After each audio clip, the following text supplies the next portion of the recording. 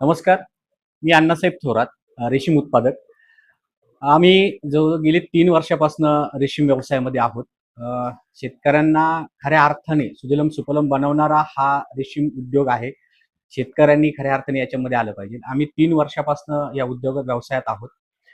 जवळ-जवळ 80 किलोपर्यंत आमचं ॲव्हरेजली उत्पन्न त्या ठिकाणी निघतंय आणि आमचं 2 एकरचं क्षेत्र आम्ही त्यासाठी दिलेलं आहे. जवळ-जवळ आमच्या एका बॅचमध्ये 300 ची बॅच आम्ही त्या ठिकाणी घेतो.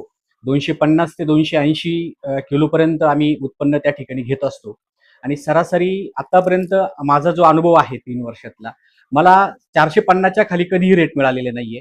हायेस्ट आत्ताचं सध्याचं मार्केट जर विचार केला तर 750-800 पर्यंत मार्केट त्या ठिकाणी चालू आहे.